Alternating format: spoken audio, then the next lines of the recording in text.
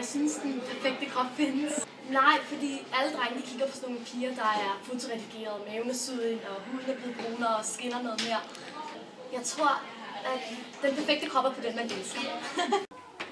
Jeg synes ikke, der findes en perfekt kvindekrop. Altså, det er jo forskelligt for, hvordan man ser ud fra person til person, og hvad man bedst kan lide. Der findes en perfekt kvindekrop, fordi vi er jo forskellige og sådan. Jeg synes ikke, der findes nogen perfekt kvindekrop, fordi alle kroppe er lidt forskellige. Så. Jeg synes, den perfekte krop ser sund og rask ud, og lige meget om den er tyk eller tynd, bare man har det godt, og man trives. Ja, den er sund, og den er frugtbar,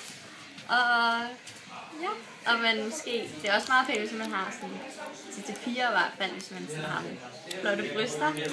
Hvis man går tilbage, man skal kigge på gamle malerier, så kan man se, at dengang at folk sultede, og ikke havde så meget mad, var det kropsidealet.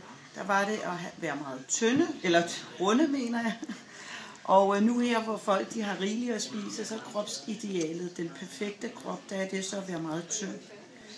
Hvis man går tilbage til det gamle Grækenland, der har man jo lavet sådan nogle mål, hvor man havde nogle atleter her, som man mente, der var de perfekte. Det var dem, man også tit ser statuer med.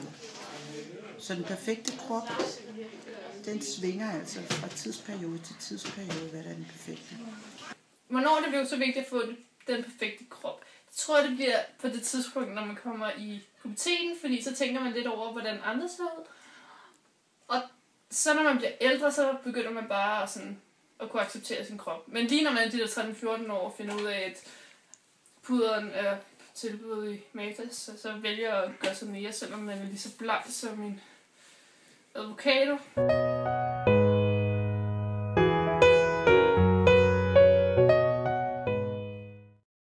Jeg synes, min krop er perfekt. Altså, hvis jeg skulle ændre noget med min krop, ville jeg da gerne have større bryster. Nej, jeg er ikke helt tilfreds med din krop. Det bliver jeg vel aldrig. Jeg tænker meget over, hvordan min krop ser ud, fordi jeg gerne vil fremstå som en pæn pige og en, der tager godt af sig selv. Så ja. Ja, jeg tænker selvfølgelig over, hvordan min krop ser ud, men jeg er blevet sådan mindre bevidst over det. Sådan, altså, man kan ikke rigtig gøre anderledes ved det. Bare sådan dyrke noget ren institution. Og så bare leve livet.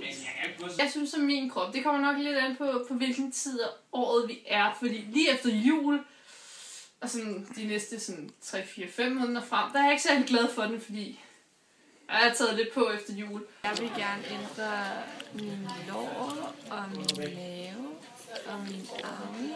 Og sådan, der er rigtig meget, jeg vil ændre. Men det er ikke fordi, at jeg ikke er tilfreds med det. Jeg er bare altid, der er noget, der kan gøres bedre. Jeg er også bekymret for, at det ikke kan lide på grund af ens udseende. Men ellers er det jo ikke det, der tæller, sådan, for andre kan lide en.